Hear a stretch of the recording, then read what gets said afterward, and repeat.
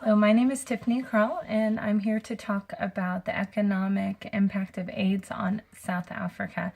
This subject came up to me when we were doing an assignment in one of the past chapters, and it really stood out to me that something needs to be done, and they need to be looking at the weaknesses of South Africa because of this epidemic. So that's why I chose it. As we move on, I display my abstract in my slides. The aim of the presentation is to provide an analysis of the positive implications of South Africa investing in healthcare policies related to the economic development. This piece is really, really important. If the money is not put into developing treatments and training so that this can be fought and treated and dealt with, then the future of South Africa is really negative. It has to be dealt with. The epidemic has to be faced. Also, with improving healthcare, they also need to make sure that the treatments are widespread. People are being trained to take care of it. They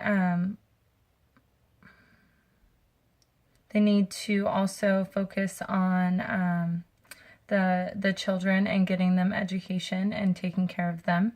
That is the generation that will be greatly impacted. Although right now, if you look at statistics and studies currently, it does not look as if the epidemic is widely doing anything to economics. It really doesn't seem to be making a big impact, but it's those future generations that are really going to feel it, because as high mortality rates go up, there is also, the lack of labor force, there is the lack of exports, more imports, and just things that really dramatically affect economics, including education. It impacts that too, but I'll go on to talk more about that. So I will address productivity and how that really impacts it, and some different programs that could help to encourage for change. So the model that I went with was the overlapping generations model. I truly believe that this model is one that should be addressed in almost any economic decision, because that is looking towards the future and looking to see how their decisions will impact the future generations. Although, as adults, we have the power to make decisions and change what's going on in our lives. We really need to be looking forward to the future and setting up just a life for them that is better than our own. And with the AIDS in Africa, it seems like the treatments and the way that things are being handled currently are just only impacting the current people there. They're focusing on the workforce. They're focusing on middle-aged men, the ones that are directly impacting the growth, meaning they're in the labor force currently. Those are the ones that they're focusing on. But unfortunately, no matter how much they focus on those, it's never going to change the mothers giving birth with children that have AIDS, and those future generations that are being raised up inside this epidemic. So the overlapping generations model has been used to examine long-term impacts. A man named Bell, he used this model to apply to South Africa, which is, I think it's very applicable in just looking at the different economic models, because it's the one that will allow for people to have future change. This model displays true impact of this epidemic. The epidemic creates a high mortality rate, which impacts the formation of human capital, which human capital is basically just the people putting into and taking out of the economy. And when the more people that die and the more children that are raised or born with AIDS, they aren't in the workforce, they aren't out there putting out any sort of production for a long period of time, so therefore we're losing productivity and labor. There are 3 channels that this dramatically affects: the parents, the kids. Basically, when the parents die, of the future generations die, or are disabled that makes them unable to work, which means that the kids lose out. They fall more into poverty. A lot of them also get sick, and they're losing human capital in that way. They also cause a loss of income when the parent dies and creates difficulty for children to go to school. In South Africa, schooling isn't like it is here in America. In America, you have to take your kids to school, and there's people fighting for that.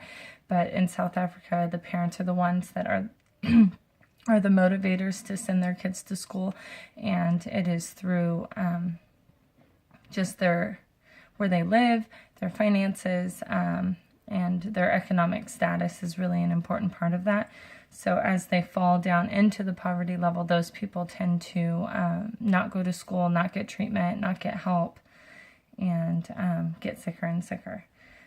So the stimulation results suggest that the absence of any intervention, the South African economy could shrink to half its size in about 4 generations. So we are not only just creating a future for kids that could be difficult, but we're also eliminating the possibility for even the existence of the future for these children. So when the parents are lost, the hope is lost for the kids.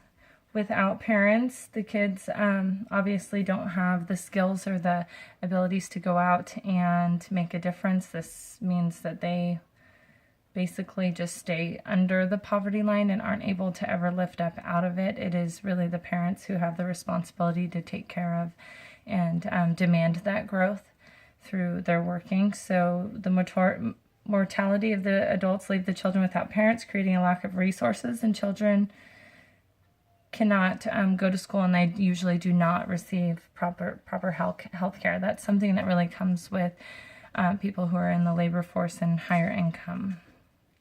So the fight needs to really start today. There needs to be someone speaking up and doing something about it. The future generations must be prioritized. Women and children must receive treatment. Healthcare must not only focus treatments to the workforce. It is not a long-term solution for productivity. Those children who are not receiving treatment, education, healthcare are the future of the labor force. So if they're not taking care of those children, they're only taking care of the middle-aged man, we're really going to lose out on economic growth in the future. Treatments need to be available to women and children. The labor force must not be the only ones receiving the treatment. The whole family needs to receive it in order for it to actually be effective. The impact on productivity in the workforce is high, although right now it doesn't seem in the numbers as if it's making a huge difference, but a loss of life, a loss of a person going on disability, that does impact the production. Prevention and treatment programs, economic measures should be put into place. People should be trained. They should build skills in industries that help to fight this epidemic. AIDS hits the most vulnerable. It's less likely to hit those that obtain employment. It does not affect the working class as much, which means that although they're focusing on the working class, that's not the ones that are usually getting it and suffering. So they need to refocus where they're putting all their efforts and try and help those that are in the most distress. Because AIDS right now currently are in the most dominant in the high poverty areas, which is obviously not those working on a daily basis. International economic assistance is another thing that I looked at. This is the ability for others to help fund ways to make it better for this country, and I thought that this was really inspiring, and I'm actually trying to get involved with one of them, which is kind of exciting. But it's through awareness that impacts can be made. We must help protect generations in South Africa from this epidemic. They can't do it themselves. They don't have the financial ability for South Africa to put this amount of money that needs to go into healthcare in order to give all these treatments. The treatments are very, very expensive, and although I'm sitting here saying they need to focus on it, they really can't afford it. So it's through other international resources that we can encourage them to do that. It's going to take the whole the whole world stimulating and helping in order to make a change. It can't just be South Africa making a change. So my suggestion is, if you looked on my slides, to get involved. So my conclusion really is that there needs to be some changes. Look at the economic research. It does show that there are effects of the epidemic of AIDS, and that things need to be done and treatments need to be put out. Treatment programs really need to be focused on. It predicts that it reduces labor and supply and productivity. It reduces exports and increases imports. This is huge for economics.